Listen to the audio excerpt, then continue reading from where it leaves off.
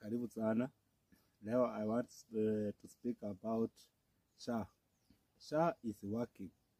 The problem, shida ya SHA ni pale unapoenda registration, unafanya na laini ya simu, line 1 ama line 2, alafu unaenda unatupa ile line.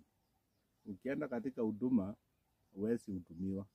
The line hiyo uliregister nao SHA, make sure you have kept it in a safe place so that when you visit to the nearest hospital that has accommodated you, ili ukue nayo. Ukikosa ile line uliregister nayo SHA, you will never be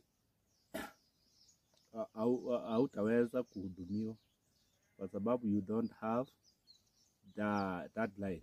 How kwa njia gani ile line itakusaidia ya SHA?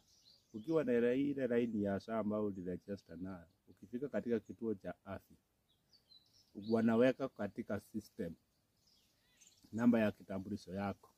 Alafu wakishaweka ile namba ya kitambulisho yako na namba ya simu, inatuma ile message kutoka the system. Kuna message inatoka kwa SHA inakuja kwa line yako ya ile uliregister nayo SHA.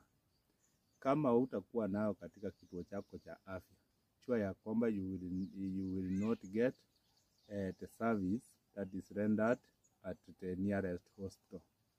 The problem with the government of Kenya, imekataa kuleta civic education mashinani, and we cannot save people kwa sababu watasema serikali haiwahudumii vile inastahili.